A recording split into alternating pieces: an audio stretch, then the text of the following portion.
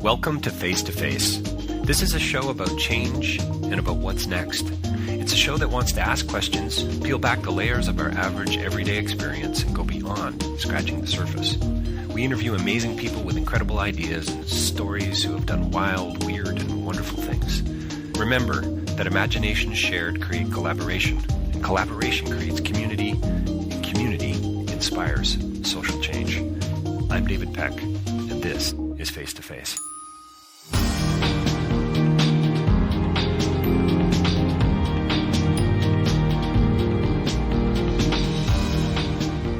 So my next interview is with Ruth Lande Shuman. She has a fascinating organization in the U.S. out of New York called Publicolor.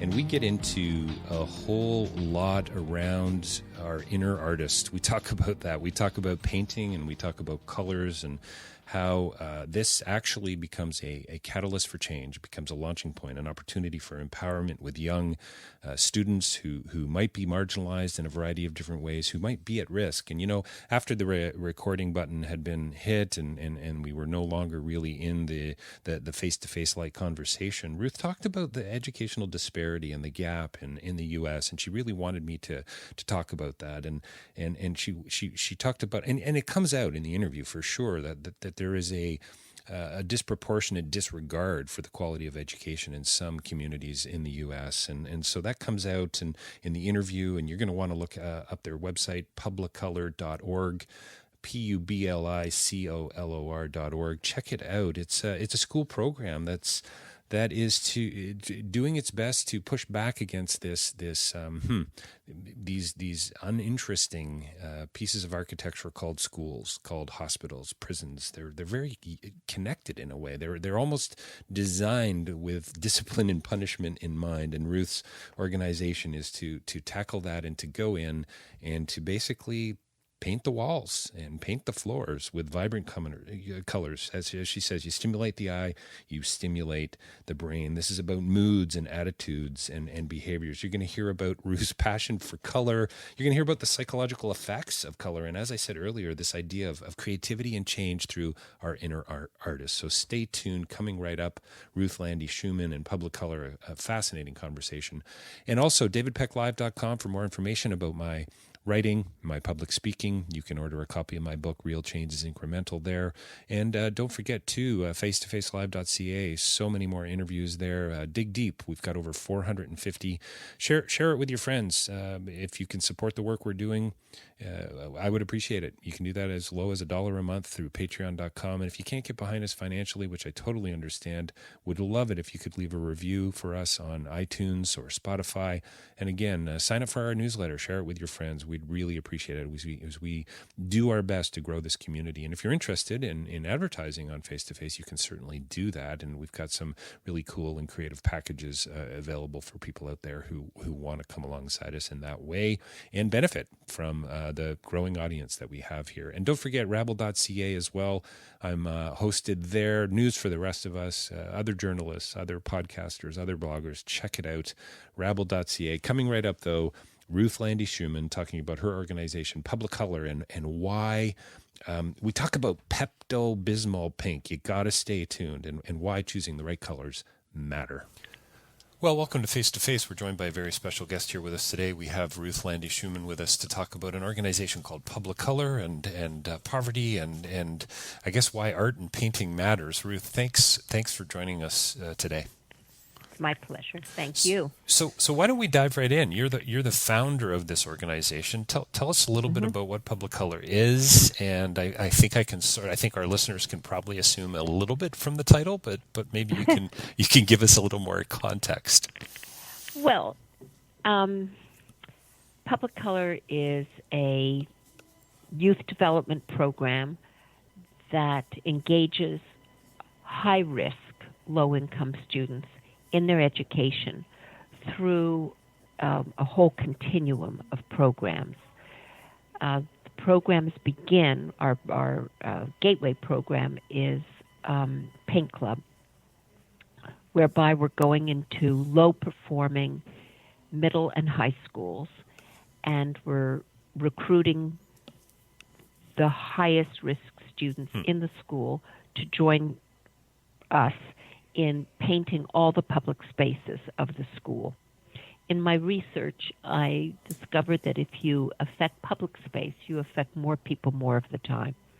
And since I knew I wanted it to be a not-for-profit organization, I wanted to give our funders the biggest bang for the buck. So that's painting public spaces, hallways, stairwells, cafeteria. And when I was getting my master's in industrial design at Pratt, I took some time off, 6 months, to study the psychological effects of color. I have a passion for color. And I discovered that color has huge power, power to affect our moods, to affect our attitudes, to affect our behavior. And I had an opportunity when I was very involved trying to establish the Big Apple Circus, which is a one-ring European-style circus, and they had an after-school program. Teaching kids circus arts. I went to a number of schools in East Harlem that had our program, and I couldn't get over how depressing every single one of them looked. They looked and felt like prisons. And I thought, there's such a disconnect here between our high expectations from teachers and students and these environments of disrespect that we're putting them in. And that's when the light bulb went on, and I decided, color. If I put a paintbrush in the hands of the school's most disaffected students, I will get them. They'll not only transform their school, but they'll also develop a sense of pride and ownership.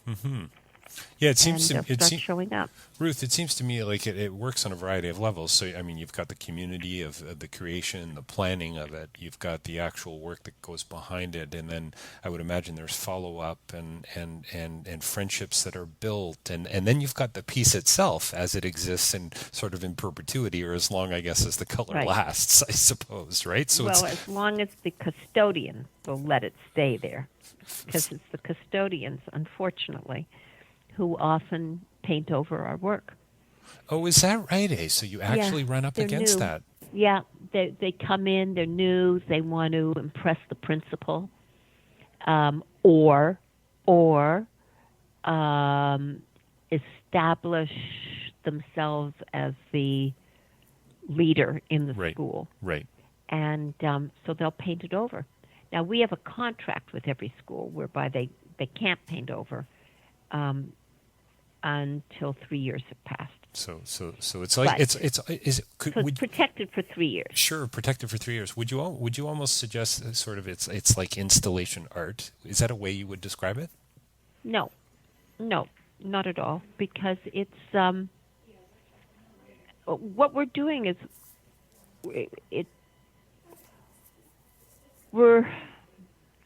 I think what I would say is we're supporting the architecture, and we're painting flat planes of color as a way to create visual interest, to stimulate the eye, because when you stimulate the eye, you stimulate the brain.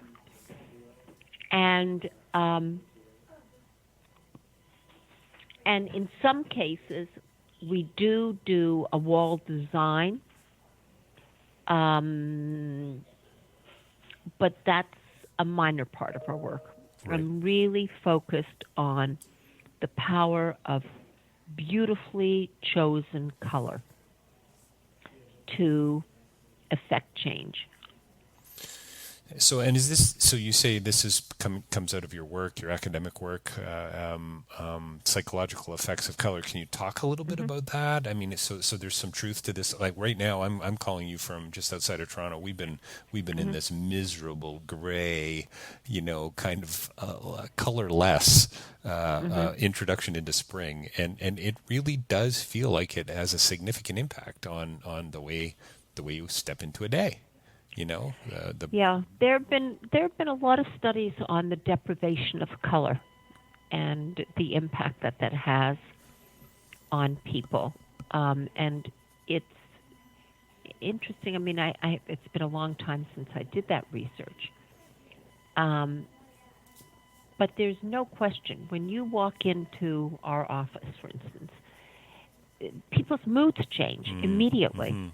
Your mood is lifted, and there's a sense of energy in here, whereas there isn't in an office that's all white or beige or gray.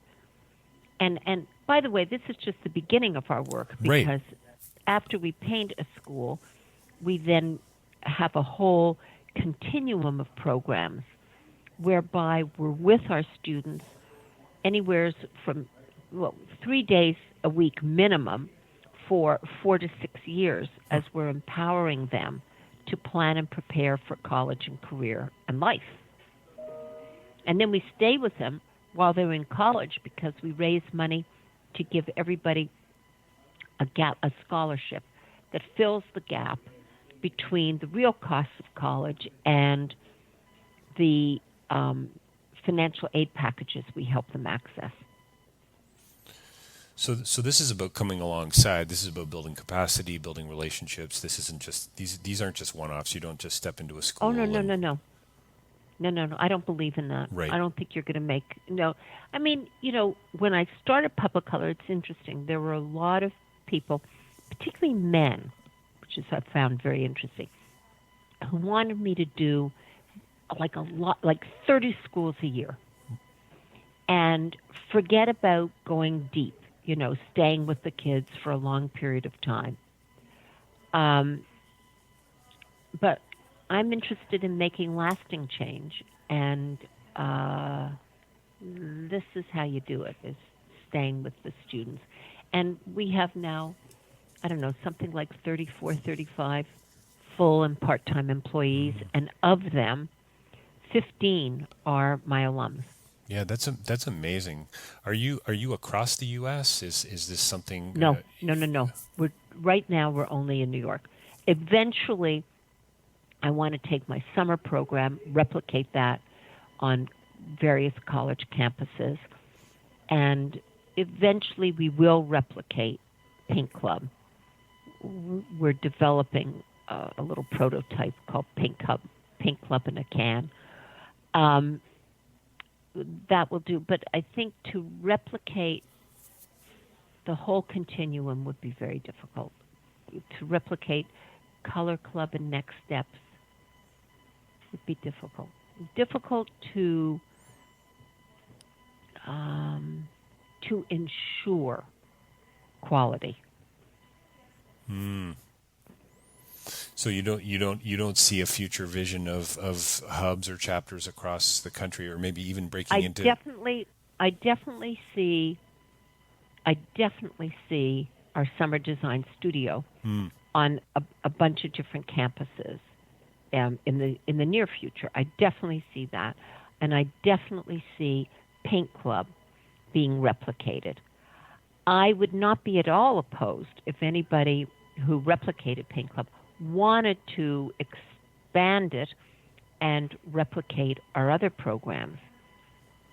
But you have to be really, really committed, and you've got to feel as we do that every child is walking potential, and it's our job to help them realize it.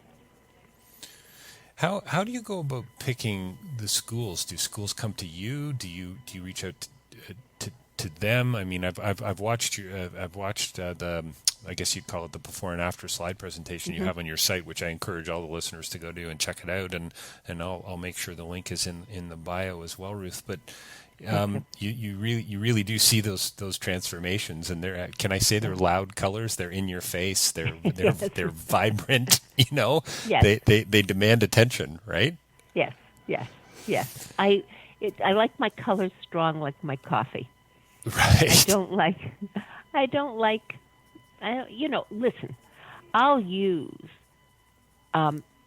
paler, lower intensity colors, and I mix. I mean, if you really look closely, you'll see that not all the colors are high intensity colors, that I have some quiet ones, low intensity ones, and you mix. You have to balance, because if it's all high intensity, it's a little bit too much.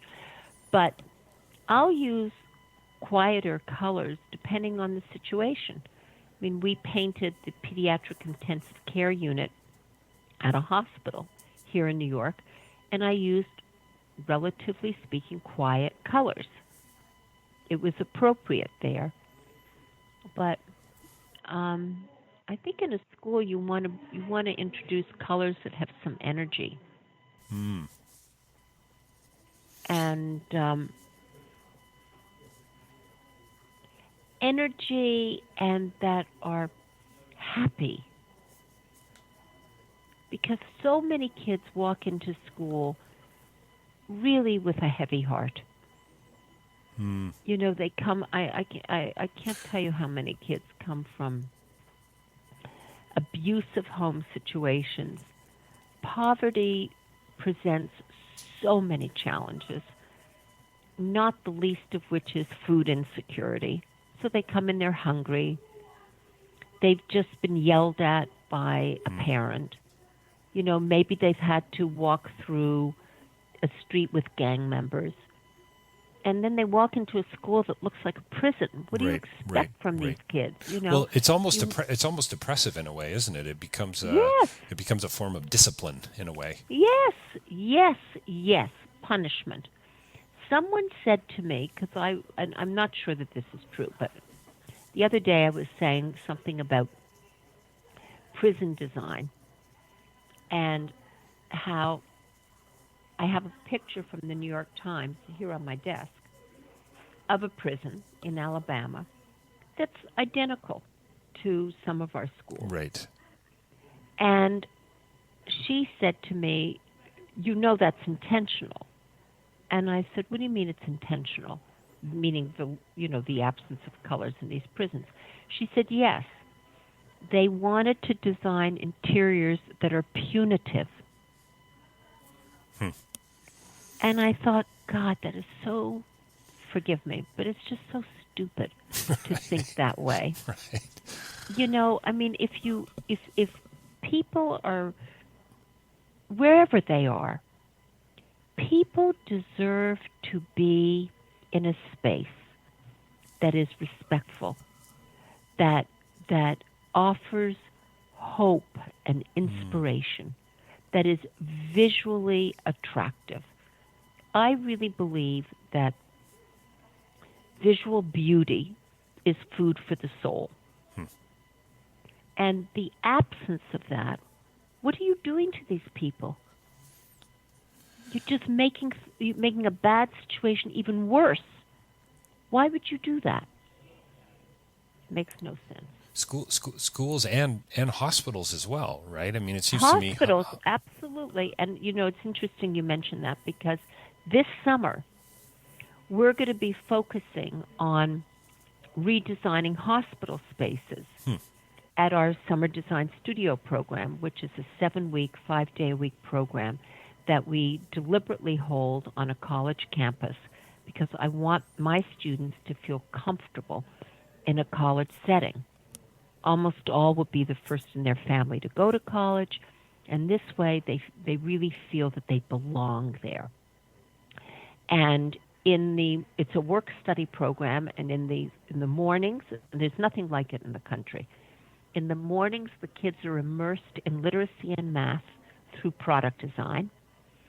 And then in the afternoons, they go out and they paint under-resourced community facilities like homeless shelters, senior centers, health clinics. And this summer, what we're going to be doing is early child care centers. This summer, we've expanded the program so that our 7th graders will be joining us. They're going to come to our office because their parents don't want them traveling too far to the college. And they'll be coming to the office and immersed in product design in the morning, but in the afternoons, they're going to paint small boards, meaning, 2 feet, 2.5 feet by 2 feet, that I've designed and some will also be inspired by Annie Albert's designs. We're going to paint those and donate them to various hospitals around the city to place in their patients' rooms. Because we can't go in and paint patients' rooms. Right. We can paint public spaces, waiting areas, Sure. that kind of stuff. Yeah, that would be a massive undertaking. Right. But the patients' rooms we can't paint. So I thought, why don't we paint these little boards? Because there's not a lot of wall space. And you hang one or two in each room, and it's just a shot of color and something that's beautiful. And I believe that it will really support the healing process. Mm-hmm. Well, I mean, there's definitely, definitely. I don't know the research, I don't know the data, and so on. But how often can you find yourself saying, "Wow, that color's just—it's kind of loud," right? I mean, we use these types of adjectives to talk about color, very emotive language, And isn't the color purple connected to creativity? Anyway, I don't. It's actually in an environment.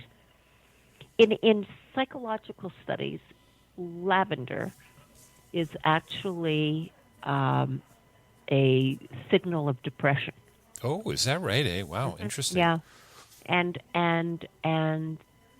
so I deliberately do not use lavender. I'll occasionally use a deep purple, which I think is a rich color, but most of my colors tend to have a yellow undertone, and I love yellow as an environmental color, and turquoise and yellow green, and I think are very beautiful together. Ruth, do you consult? It's so fascinating to me the way you talk so affectionately about a color. When you go into a school, do you meet with them as a team, and do you say, hey, what are some of the issues that you're facing, and or do you sort of have a sense of what you're going to do before you go in, even seeing the art? Because you mentioned architecture earlier too, and it must have an impact on how you approach, what were some of the phrases, colors that had, high and low intensity colors. Yeah. Like, it's just fascinating to me to think about the actual process that you must go through to pick some of this stuff. Well, first of all, yes, I will go and see the school. And what I do is I always give a workshop at the very beginning before we get started. I give a color workshop to kids who want to be in the paint club. And kids can join the paint club all semester long, but the initial kids who want to join are in this workshop with me. Mm-hmm. And I teach them something about color as a visual language. And then I give them many, many, many color chips. And I show them what I consider to be a harmonious, I think of color as music, so a harmonious color combination. And then another one where I say, these colors are clearly, they have nothing to say to each other, or they're having an argument. Right. And then I challenge them, and I say, I want you to make as many beautiful combinations of 3 colors each. And then we're going to vote. And you can vote as often as you want. And we end up voting, and let's say the 8 to 10 most popular combinations are then posted on a piece of foam core, and we hold a school-wide vote so that everybody gets to participate. Everybody has a voice. And this is the beginning of empowerment.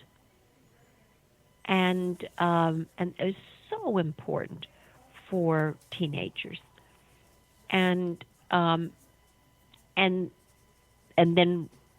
I take a look at what they've chosen, and I begin to place this color goes here, this color goes there. But we've sort of got it down to a formula now. Right. Because the darker colors, we've learned the hard way, the darker colors should go on the doors. Interesting. Because teenagers open doors with their feet. Of course they do. Yes. I open doors with my feet. Yep. Right? Yep. So therefore, much easier to touch up a darker color. And, or you don't see as much dirt on the darker colors. So the dark colors go on the doors. The lightest color goes on the walls. And then the middle color goes on accents or door frames, whatever. You know, it's interesting. I mean, it's such a simple solution or part of a solution. You know, attending to poverty, building community, capacity building. I love how you talk about every student is walking potential, and isn't it about context and about environment and about who we rub shoulders with and all those things. And I just love. It's interesting. Yeah, it's interesting you say that, because every Saturday, corporate and college volunteers paint alongside our students. And we won the highest award in the country, the President's Service Award, from President Clinton for our work with volunteers in the community. And what's gorgeous about that is we encourage the volunteers to talk about their jobs and the education they need to do their work as a way to inspire our students, to open up many, many, many more job options to our kids to consider, but also to inspire them to stay in school, graduate, and consider college. So and research has shown that those conversations are much more indicative, this is interesting, much more indicative of academic success than family income. Interesting. Those high-level conversations are much more indicative of academic success. Isn't that amazing? Well, it's kind of like... And today I went to one of my students' graduations, and it's so touching. This is a young man who's been with me. He's 30. He's been with me since he's 12. And grew up in dire poverty. He entered college probably when he was 18 or 20, but had to drop out in order to work, and then always went back to school, went back. And today he graduated, and he plans to go for his MBA and a law degree. It's amazing. I'm so proud of him. I mean, the perseverance, where does that come from? Well, I mean, I think we could say without too much, without reaching too much, it comes from environments that are conducive to building stronger relationships, to asking good questions, right? To feeling empowered and creative. And if you're walking into a space that lacks color, just simply lacks color, you're starting at a disadvantage. I mean, I think that's a fascinating revelation and it makes so much sense. The more we chat and the more I think about this and the questions I have, it's so simple and yet so revelatory at the same time. I mean, when you were talking about the folks coming in and painting alongside, it's like it's a mentorship program of a sort, isn't it? Exactly. Yeah. And in fact, we do have a mentorship program. We now pair many of these volunteers, but other young people in our network. We pair them with our high school seniors and our college freshmen to be mentors, because most of my kids are the first in their families to go to college. Right. And so these mentors are there to answer all kinds of questions and to push back at family pressures to drop out and go to work. And as a result, last year,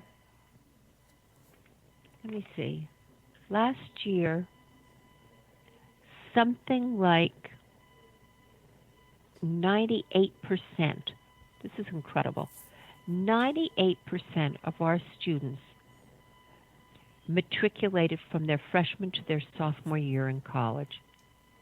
And that compares to 66% at the university colleges around the Wow. city.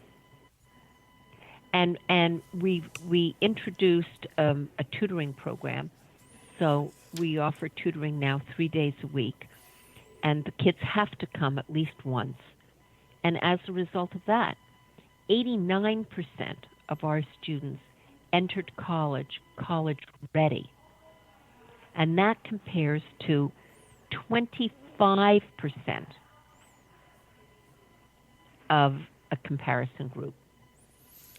And these are the students that you've been working with alongside of for an extended period of time. This is the 3-year program. Yeah. Well, this is what's so fascinating to me about what you guys do, because not only are you buying in and really working alongside and investing in, you're also providing an environment for, I mean, these are schools of, I would imagine, several hundred and upwards of 1,000 students, I would think, right? Yeah. So, and you're providing, so I mean, here's a simple question for you. It seems to me you must believe in the idea that little things make a big difference. I obviously do. Obviously do. Get yourself a paint can, pick the right color and a paintbrush, and you're off to a good start, right? Yeah. And it's interesting. You just said pick the right color. I designed a school in East New York, which is a rough section of New York, many, many years ago, 1997. And I worked with the assistant principal, who was there, also the head of their drama department. And she was fabulous to work with, loved working with her. We did not get to paint the second floor of the school. I can't remember what the reason was. But she very excitedly called me one day and said, "Ruth, you've got to come over. We've painted the second floor. I picked the colors. You've got to see what we did." And I was excited.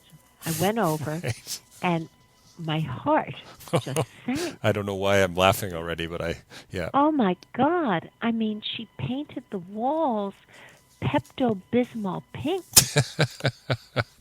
I mean, it is like the worst color you could choose. I mean, it's something that induces aggression. I mean, it's just such an awful color. And if I'm not mistaken, the doors were red. I mean, it could not have been more aggressive. And she said to me, "What do you think?" And I told her, I said, "You're going to have to paint over." I said, "Watch it." I said, "See what happens." Mm-hmm. But I said, it looks pretty, but it's not going to work. You're going to see a lot of aggression in the hallways. It's so fascinating. Like that'd be a great title for something. But maybe that's the book you need to write. If you must be thinking about a book if you haven't already. But Aggression in the Hallways would be a great title for something. Boy, Aggression in the Hallways. Yeah. And it ended up that she did paint over. She did paint over it. Yeah. Fascinating. Yeah. So why? So we're gonna have to wrap up in a couple minutes here, Ruth. But fascinating conversation. But so why for her did she clearly saw something in the Pepto-Bismol pink that you? She loved it. Yeah, she loved it. But you saw it in a different way. You saw it through a different lens. That's really interesting to me. Because I know something about the psychological effects of color. And she doesn't. And, right. I tell the kids when we're putting together combinations, I say, don't think about what's your favorite color or what color do you love to wear. I mean, I'm talking to him wearing a red sweater. I love red. It's my favorite color. But Same. I hardly ever use it in isn't that interesting? In an environment. Hardly ever. Because it is aggressive. It's aggressive, right? Yeah. So if I use a red, I'll use a red. I always say that my colors have rounded corners. I'll use a less aggressive red, like a pinky red. Right. but just a less aggressive. And but she chose, and I get it. She chose colors that she loved, but that doesn't always work. And by the way, I remember, and I always tell a principal, if there's a color that you don't like, once we've put it up on the wall or on your doors, that you don't like, just call us, we'll come and we'll change it. Mm-hmm. Because people have visceral reactions to color, and I respect that. And if they can't stand a color, it's got to go. That's so funny, and maybe a great line to end on. If you can't stand the color, it's gotta go. I love that. I really enjoyed our conversation, Ruth. I gotta say that your website for people to find out more information is Publicolor.org, Publicolor. That's the American spelling, not Canadian. .org, and check it out online. There's some video there. There's a lot of information. There's a great slide presentation, the before and after. That's worth looking into. Ruth, really enjoyed our time today. So appreciate the work you're doing and your incremental approach. I respect it. I value it. I think it's essential when talking about empowering others and validating others. It's really quite remarkable. We've been talking to Ruth Lande Shuman today about the importance of picking the right color and her organization, Publicolor. Thanks so much, Ruth, for your time today. Thank you, David. Thank you so much. I enjoyed chatting with you enormously. Thank you.